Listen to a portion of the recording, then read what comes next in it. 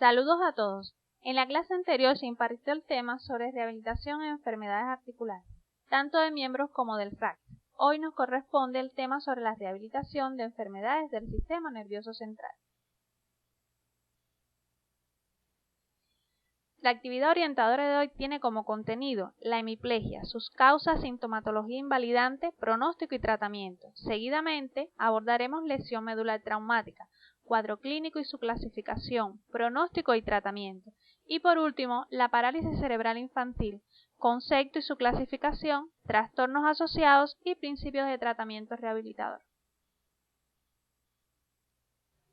El síndrome hemipléjico es un síndrome neurológico cuya característica principal es la pérdida de la motilidad voluntaria de una mitad vertical del cuerpo, consecutiva a una lesión en un punto cualquiera de la vía piramidal, provocando un cuadro de invalidismo amplio y profundo que altera de forma brusca la esfera psicofísica del individuo. Su causa está dada por situaciones neuroanatomoclínicas provocadas por la reducción a niveles críticos del riego sanguíneo en un territorio vascular, denominados como accidente cerebrovascular isquémico, o por la rotura de algún vaso encefálico con la consiguiente hemorragia. Al síndrome hemipléjico se le suman una serie de síntomas invalidantes como son la parálisis, los trastornos de la sensibilidad, el desfasamiento sensitivo motor, las alteraciones del esquema corporal, los trastornos de la percepción de la verticalidad, los trastornos posturales, los trastornos del lenguaje, los trastornos psicológicos, los trastornos de las funciones mentales y trastornos de la función esfinteriana. La sintomatología depende de la zona y la extensión del daño o lesión cerebral. Pueden pasar inadvertidos e incluso desarrollar grandes síntomas o hasta la muerte. Dentro de estos síntomas se encuentra la debilidad y pérdida del movimiento de un lado del cuerpo, manifestaciones de hormigueo o entumecimiento, visión borrosa o agudeza visual disminuida, trastornos del lenguaje, pérdida del equilibrio y de la coordinación. Algunos pueden presentar pérdida de la memoria, aparece disfagia, cambios de la personalidad, depresión, apatía y hasta agresivo. Se pueden presentar desde la pérdida del conocimiento, letargo y la somnolencia. En los pacientes, según el progreso de la sintomatología, se van a ver mucho más los trastornos motores y sensoriales, que permiten deducir el lugar o sitio donde ocurrió el accidente cerebrovascular. El pronóstico rehabilitador del hemipléjico depende de varios factores, entre ellos la antigüedad del síndrome hemipléjico, el estado mental del paciente, la colaboración del paciente, la edad, las complicaciones y los trastornos sobreañadidos. Existen otros factores que influyen en el pronóstico, entre ellos las alteraciones de la sensibilidad, el peso corporal, el lado corporal afecto, la etiología y el grado de lesión del hemipléjico. Estos aspectos pueden consultarlos en la bibliografía recomendada en el CD de estudiante. Al cuadro de un paciente hemipléjico se le suman además una serie de factores de mal pronóstico. Entre ellos se encuentra la incontinencia vesical y o intestinal, déficit de percepción, ictus cerebrales previo, afasia global, que a los 2 meses no haya comienzo de movimiento, plegía, que dure más de 5 o 6 meses, es irrecuperable. La no existencia de movimiento en la mano luego de 1 mes es también signo de mal pronóstico. Los trastornos del habla por más de 2 años es irrecuperable. Que aparezca espasticidad intensa y alteraciones cognitivas también se incluyen dentro de estos factores de mal pronóstico.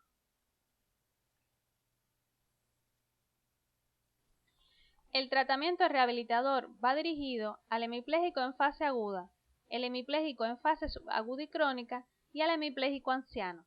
Para todos los casos, la rehabilitación debe comenzar precozmente, apenas el paciente se estabilice, a menudo entre 24 y 48 horas después de la apoplejía. En la fase aguda es importante el tratamiento postural. Este se mantendrá durante las 24 horas del día, cada 2 horas, para prevenir complicaciones tales como retracciones tendinomusculares, evitar úlceras, evitar posturas patológicas e infecciones. La cama será bastidor rígido y colchón suave. Las sábanas se mantendrán limpias y estiradas. En la siguiente diapositiva se ilustra la postura adecuada en decúbito supino. El paciente debe estar con buena alineación en la cama, almohadas en la cabeza, debajo del hombro y de la cadera afecta, y rodillo pequeño en la mano afecta y fosa poplitea del mismo lado. Los pies en ángulos de 90 grados, apoyados a la pielera de la cama para evitar el equino. La postura en decúbito prono es una posición ventajosa para el mantenimiento de la extensión completa de las caderas y el alivio de presión sobre las eminencias óseas, siempre y cuando el estado pulmonar, cardiovascular y esquelético lo permita. El paciente debe estar bien alineado, con almohada grande debajo del hombro y brazo afecto, una mediana debajo del abdomen y rodillos debajo de las rótulas, zona anterior de la articulación de tobillo y en la mano afecta. Los pies se mantendrán apoyados en la pielera en ángulo de 90 grados. En esta imagen pueden observar la postura correcta en la posición de decúbito lateral. Los hemipléjicos se sienten más cómodos sobre el lado sano. Se colocará una almohada grande soportando miembro superior afecto, con codo en flexión y rodillo en la mano, y otra almohada grande debajo del miembro inferior afecto con rodilla en flexión de 90 grados al igual que los pies. Nunca se acostará el paciente sobre el lado afecto. Dentro de las pautas de tratamiento utilizadas se encuentran las movilizaciones, las cuales consisten en movilizar de forma pasiva el hemicuerpo afecto, e instrucción de movilización autopasiva realizada por el propio paciente con ayuda del lado sano.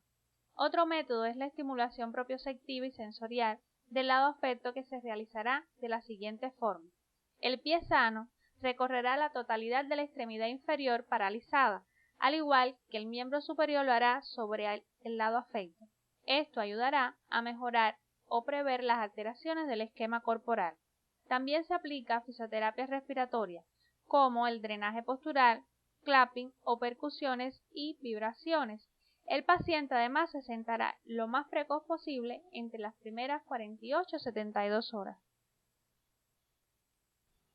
En la fase subaguda y crónica se persigue intentar conseguir el equilibrio sentado, la estimulación psicológica y adaptación progresiva a la verticalidad. Se realizarán ejercicios activos de aquellos grupos musculares con movimientos. Se emplearán técnicas de estimulación neuromuscular propioceptiva e inhibición de espasticidad. La reeducación de la marcha consta de 4 fases. La fase 1 incluye mesa inclinada, bipedestación progresiva entre paralelas, equilibrio y patrones de reiniciación del paso. La fase 2 comienza con patrones dinámicos en paralela, los patrones de coordinación en paralela, la corrección de alteraciones en la fase de la marcha, el adiestramiento en el apoyo auxiliar y la corrección postural durante la ambulación. La fase 3 se compone de los patrones dinámicos fuera de paralelas, de los patrones dinámicos en terrenos lisos e irregulares, los patrones con cambios de ritmo y dirección y la corrección de coordinación entre apoyo auxiliar y el equilibrio de apoyo. La fase 4 incluye patrones dinámicos de marcha por todo tipo de terreno, subir y bajar escaleras y planos inclinados, y el adiestramiento en caídas e incorporaciones.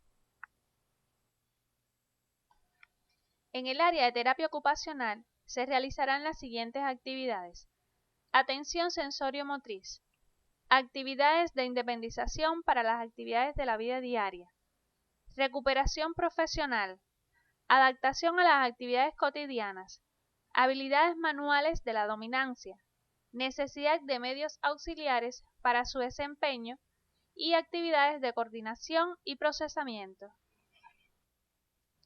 La terapia del lenguaje se basa en capacidades de memoria, coordinación de los movimientos, en los movimientos especializados, dominio de la articulación, inteligencia, atención, emociones y experiencias anteriores de comunicación.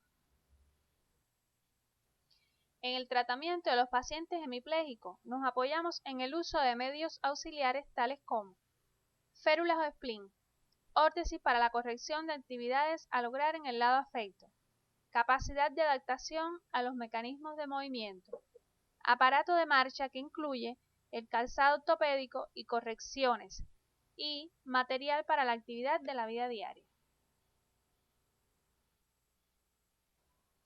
En el tratamiento del hemipléjico anciano, de forma general se tomarán los mismos procederes terapéuticos utilizados en el tratamiento del hemipléjico no anciano, haciendo énfasis en evitar el encamamiento, máxima estimulación psicológica, adiestramiento en las actividades de la vida diaria, lograr lo más precoz posible una independencia de la marcha sin intentar obtener patrones estéticos. Lo importante es crear una marcha segura, utilizando para ello, si fuera necesario, medios auxiliares. Recordar que los ancianos tienen mayor toma físico-mental, lo que lleva a un alto índice de invalidez.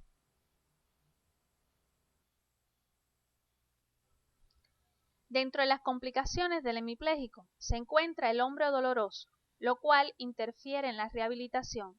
Existen medidas preventivas para evitarlo, entre ellas el correcto tratamiento postural, evitar maniobras traumáticas durante la movilización, uso de cabestrillo desde que se inicia la sedestación, movilizaciones pasivas suaves, ejercicios activos de hombros sin movimiento voluntario de este, estimulación eléctrica, colocar el brazo por encima del área cardíaca y el masaje evacuativo más vendaje compresivo.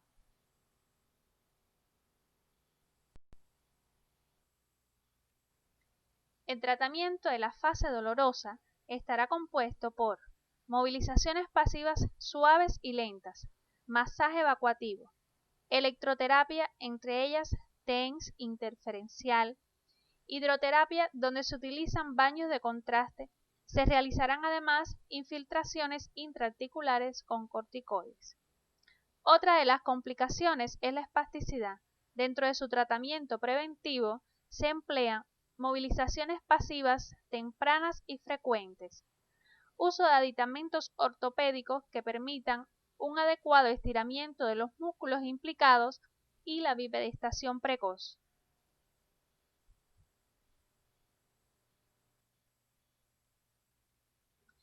En el tratamiento de la espasticidad se emplean técnicas de facilitación neuromuscular propioceptiva.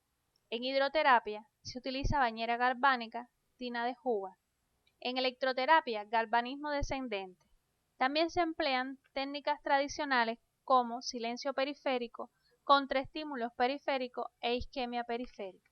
Dentro del tratamiento medicamentoso tenemos el dantroleno sódico de cápsulas de 25, 50 y 100 miligramos. Dosis máxima 10 miligramos por kilo al día. También utilizamos la toxina botulínica y el diazepam a dosis de 5 miligramos de inicio y luego aumento media tableta cada 7 días hasta la dosis de mantenimiento. Por último, el tratamiento ortopédico, donde se utilizan órtesis cortas o largas con tope equino 90 grados y férulas estáticas para miembro superior.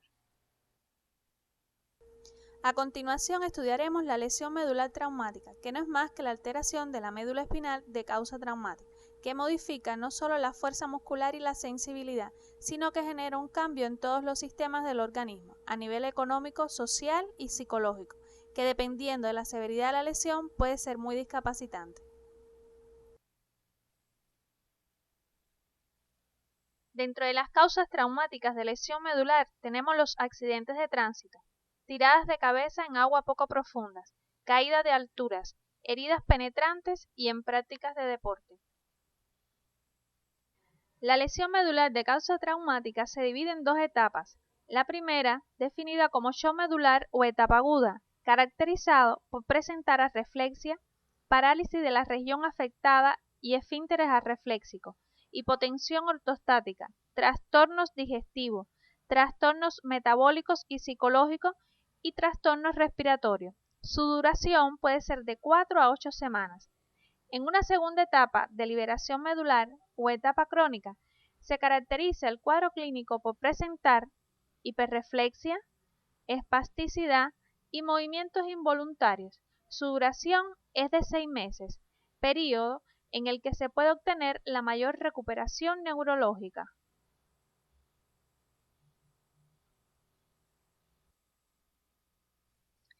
Para establecer la clasificación de lesión medular, se hará con antelación un examen físico neurológico normal, pero en los casos en que se sospeche lesión medular, se aplicará la escala para afección del cordón espinal, propuesta por la Asociación Americana de Lesión Medular, que incluye establecer el nivel motor aplicando el índice medular de acumulado motor. Se explorarán los dermatomas para establecer el nivel sensitivo. Con el resultado de estos dos, estableceremos el nivel neurológico. Además, se realiza el tacto rectal para explorar los reflejos bulbocavernosos. Les recomendamos que revisen estos aspectos en la bibliografía recomendada en el CD de estudiante.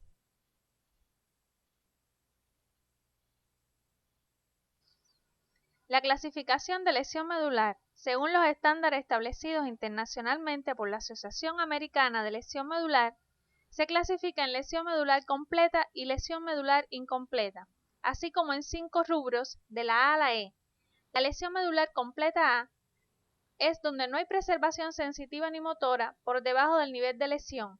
La lesión medular incompleta B hay preservación de la sensibilidad, pero no motora, por debajo del nivel neurológico, abarcando segmentos sacros. La lesión medular incompleta C hay preservación de la sensibilidad y la fuerza por debajo del nivel de lesión, pero los músculos son débiles y se consideran no funcionales. La lesión medular incompleta D, los músculos por debajo del nivel neurológico son funcionales solo en un 75%. La lesión medular incompleta E, la fuerza y la sensibilidad prácticamente están normales. Otra clasificación es teniendo en cuenta el nivel neurológico y se clasificaría en tetraplegia y en paraplegia. Se define como tetraplegia a la afección sensitiva y motora de las 4 extremidades y como paraplegia a la afección sensitiva y motora de las extremidades inferiores.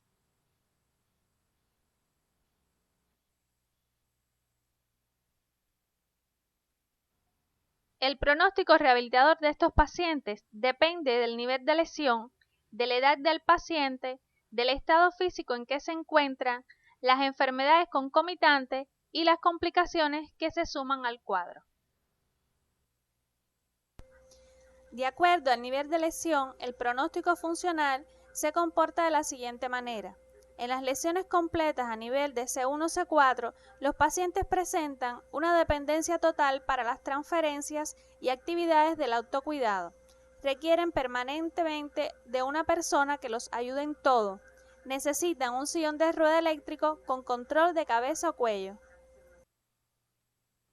Las lesiones a nivel de C5 logran flexión de codo y con la ayuda de dispositivos especiales pueden obtener independencia en alimentación y autocuidado básico, como la higiene oral y facial. Necesitan la asistencia de otra persona para las actividades de la vida diaria, como vestir, tren superior y el tren inferior. Son dependientes además para el baño y dependientes para el cuidado de vejiga e intestino. Necesitan asistencia para las transferencias de sillón a la cama, con o sin tabla deslizante. Un sillón de rueda eléctrico es necesario para una mayor independencia en la locomoción, aunque son capaces de propulsar el sillón de rueda a cortas distancias. Con un nivel de lesión de C6, los pacientes logran la dorsiflexión de muñeca, lo que permite un agarre de los objetos. Van a ser independientes para comer solos una vez que les sirven los alimentos. Además, independientes para vestir tren superior, aunque suelen necesitar asistencia para el tren inferior. Son independientes para el baño de tren superior e inferior, pero con aditamentos. Son potencialmente independientes para realizar transferencias con o sin tabla deslizante. Pueden ser independientes para el cuidado de intestino, pero necesitan asistencia para los cuidados de vejiga. Se trasladan a distancias moderadas en sillón de rueda y pueden manejar carros automáticos con adaptación que permite el control manual de freno y acelerador. Las lesiones a nivel de C7 pueden extender el codo, con lo que aumenta el potencial para la independencia. Son independientes para el vestido del tren superior e independientes para el vestido del tren inferior con aditamentos. Son independientes para el baño e independientes para los cuidados de intestino y vejiga, pero con aditamentos. Las transferencias las puedes realizar con o sin tabla deslizante, incluyendo al carro. Pueden además realizar la propulsión del sillón. Los pacientes con nivel de lesión C8-D1 pueden extender el codo y tienen mejor función prensora en la mano, con lo que aumenta el potencial para la independencia. Son independientes en el autocuidado y hacen las transferencias con o sin tabla deslizante, incluyendo a un carro o al suelo. Los pacientes con nivel de T2 tienen inervación completa de miembros superiores, pero pobre control del tronco. A medida que desciende el nivel de lesión, tienen mayor control del tronco y mejora la posibilidad de realizar marcha con órtesis, o sea, marcha de ejercicio. Los individuos con lesiones entre T10 y L2 tienen mayor control aún de tronco y funcionamiento de la musculatura abdominal. Los que tienen el nivel en L2 logran la flexión de cadera. Puede trasladarse independientemente en el hogar o a cortas distancias con ayuda de órtesis. Esto les facilita la marcha de hogar. Las personas que tienen nivel de lesión L3-L5 realizan marcha independiente fuera del hogar, con órtesis de tobillo y pie. Si el nivel de lesión es caudal a S1, no suele ser necesaria la órtesis de tobillo y pie.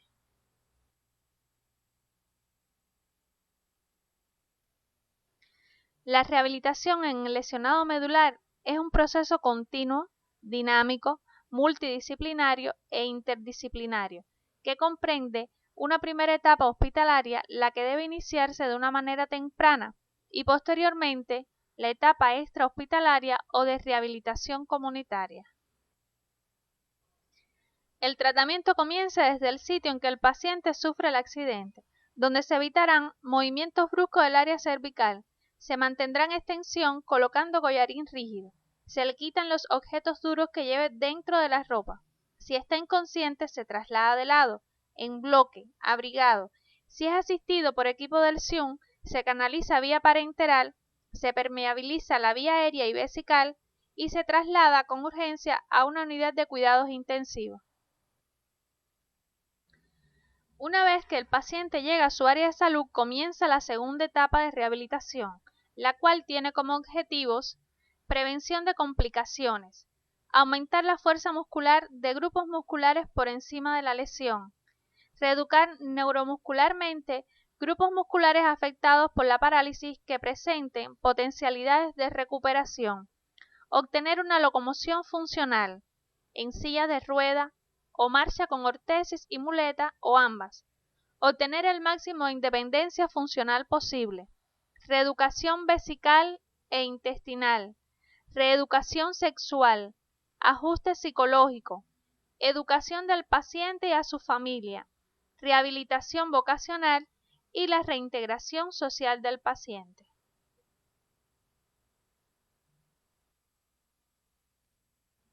El tratamiento fisioterapéutico del lesionado medular lo dividiremos en tratamiento en cama y dentro de este incluimos tratamiento postural, movilizaciones pasivas, movilizaciones activas asistidas y resistidas y fisioterapia respiratoria. Está el tratamiento en el gimnasio que incluye fase de plano inclinado, fase de sedestación, sedestación en camilla de tratamiento, sedestación en colchoneta o camilla ancha, adiestramiento en silla de rueda y fase de bipedestación y marcha.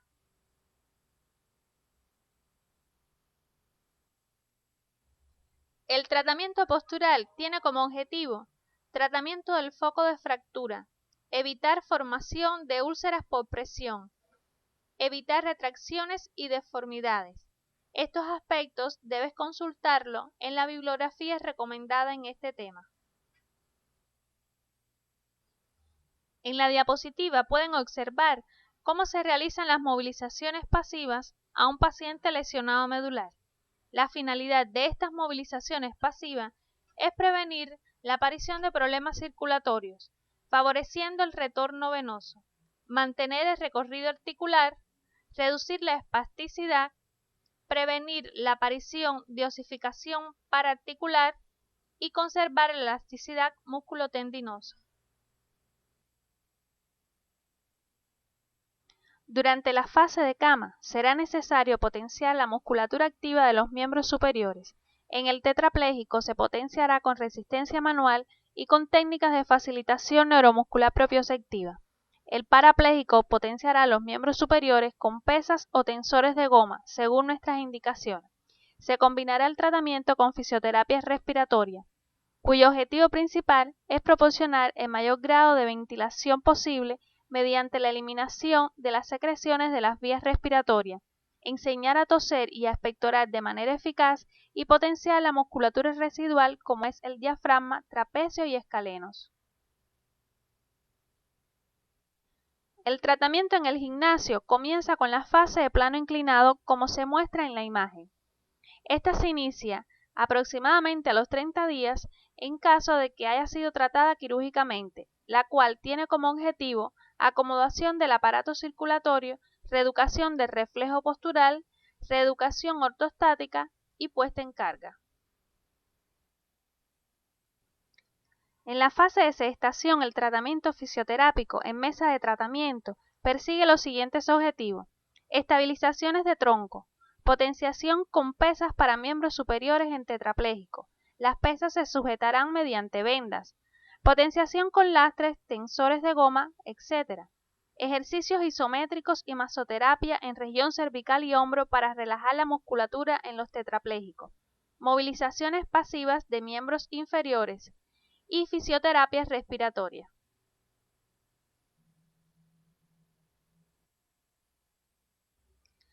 Las imágenes que pueden observar en la diapositiva se relacionan con los ejercicios que se deben efectuar en colchón.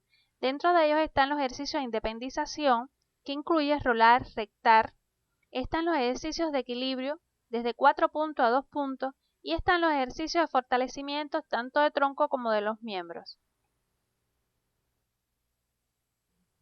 Para el entrenamiento de la marcha es importante que el paciente tenga buen equilibrio en sedestación, una buena flexibilización de tronco, que no haya limitaciones articulares y que tenga un buen entrenamiento de la musculatura supralesional. Dependiendo de la lesión se podrán realizar marchas con o sin ayuda de aditamentos. Dentro de las ventajas de la bipedestación se encuentra prevenir la osteoporosis, reducir la espasticidad, favorecer la función renal y el tránsito intestinal, estimular la circulación sanguínea y mejorar el estado general y psíquico del paciente. En esta fase, además, se entrenará lo que es equilibrio, giros, incorporaciones, el uso de medios auxiliares y se corrige la postura frente al espejo.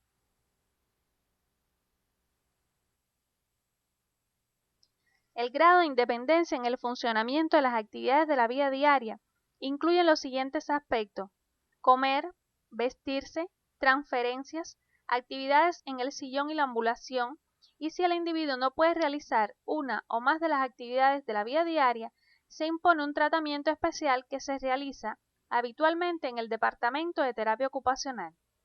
Además, existen algunos instrumentos de evaluación que nos permiten medir capacidad funcional. Dentro de ellos se encuentra el índice de Bartel y la escala de Finn, que son escalas que nos permiten medir la independencia funcional. Además, podemos utilizar la escala de Oxford, que permite medir fuerza muscular. Para su mejor interpretación, puede consultarlas en la bibliografía recomendada en el CD de estudiante. En la diapositiva se puede apreciar diferentes tipos de órtesis que se emplean en estos pacientes, las cuales pueden ser largas como la bivalva, que se extienden hasta las caderas, y cortas desde tobillo y pie, además las cortas de rodilla, tobillo y pie. El último aspecto a tratar es la parálisis cerebral infantil, la cual se define como un trastorno permanente pero no inmutable de la postura y el movimiento. resultante de una encefalopatía no progresiva en un cerebro inmaduro, cuya causa puede ser de origen prenatal, perinatal y postnatal, asociado a otros trastornos tales como alteraciones del lenguaje, retraso mental, convulsiones, alteraciones sensoriales, psicológicas y del aprendizaje, entre otros.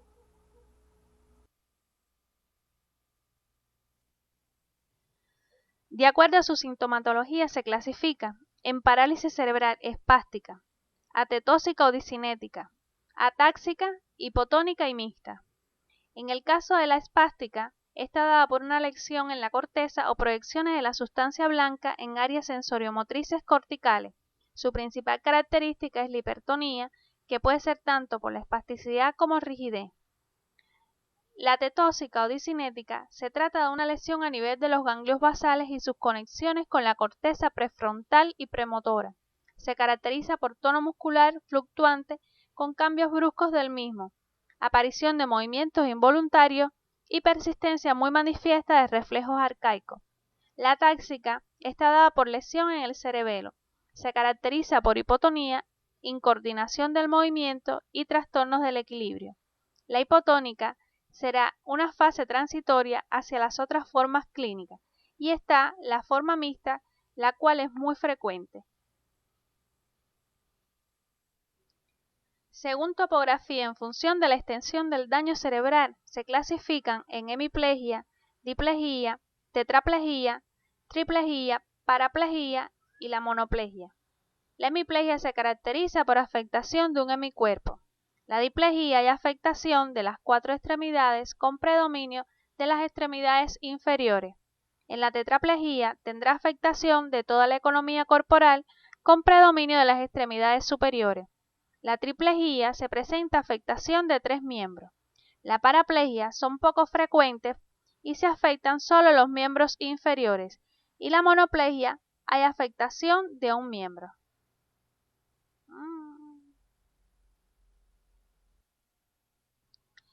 Existen una serie de trastornos que se asocian al proceso, tales como déficit auditivo, déficit visual, déficit vestibular, déficit cognitivos, déficit perceptivos y sensoriales, déficit somatosensoriales, alteraciones del lenguaje, trastornos de la conducta, problemas emocionales y otros trastornos como son problemas respiratorios, trastornos circulatorios, la epilepsia, la osteoporosis, los trastornos ortopédicos y deformidades. A continuación le mencionaremos los principios básicos que rigen la rehabilitación de los pacientes con parálisis cerebral infantil. Está la prevención de la deprivación sensorial, promover la participación activa, repetir con y sin variaciones, lograr que se comprenda la utilidad, lograr la plena motivación, forzar el proceso, seguir la ley del desarrollo cérvico-cefálico caudal, tener presente que la integración subcortical precede a la integración cortical, manejar bien la facilitación-inhibición y tener paciencia y brindar una atención sensible y afectuosa a estos pacientes y familiares.